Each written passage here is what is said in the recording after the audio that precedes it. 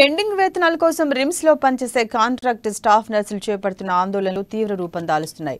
3 రోజులుగా విధులు బహిష్కరించి తమ నిరసన కార్యక్రమాలు కొనసాగిస్తున్నారు. ఇవాళ స్థానిక నిర్వాధిక శిబిరం నుండి కలెక్టరేట్ వరకు ర్యాలీగా తరలివచ్చి తమ న్యాయమైన డిమాండ్ల కోసం నినదించారు. 8 నెలలుగా వేతనాలు లేక తీవ్రమైన ఆర్థిక ఇబ్బందులు ఎదుర్కొంటున్నామని ఆవేదన వ్యక్తం చేశారు. కనీసం ఉద్యోగ భద్రతపై కూడా స్పష్టతను ఇవ్వటం లేదని ఆరోపించారు. ఈ విషయమై మంత్రి, ఎమ్మెల్యే, కలెక్టర్, రిమ్స్ డైరెక్టర్ను కలిసి ఎన్ని మార్లు విన్నవించినా చేస్తాం చూస్తామంటూ కాలయాపన చేస్తున్నారని మండిపడ్డారు.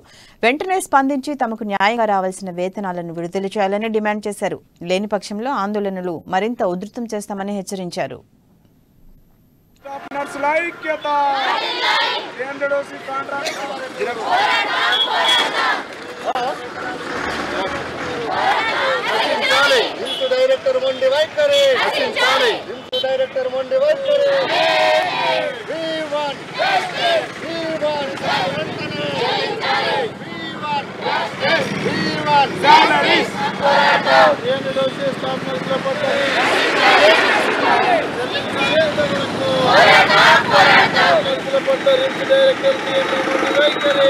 ఫర్దర్ కంటిన్యూషన్ కోసం మేము ఫైల్ పంపిస్తున్నాము, వస్తుంది అని చెప్పేసి 2 months వెయిట్ చేసిండ్రు. 2 months లోగా ఆల్ స్టేట్ లెవెల్లో అందరికీ కాంట్రాక్ట్ అవుట్సోర్సింగ్ అందరికీ కూడా కంటిన్యూషన్ వచ్చింది. ఫర్దర్ కంటిన్యూషన్ అందులో ఓన్లీ ఒక రిమ్స్ ఆదిలాబాద్కు మాత్రమే రాలేదు. అది కూడా మా కాంట్రాక్ట్ స్టాఫ్కే రాలేదు.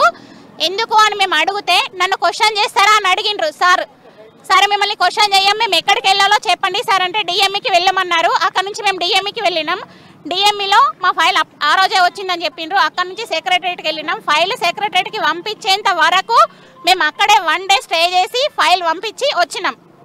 వచ్చిన తర్వాత కూడా సార్ మా ఫైల్ ఫాలో అప్ చేయండి అని అంటే చేస్తున్నా అన్నాడు. 2 days అనబట్టి 3 months అవుతుంది. ఇప్పటి వరకు కూడా మా ఫైల్ సెక్రటరీ నుంచి కదలలేదు.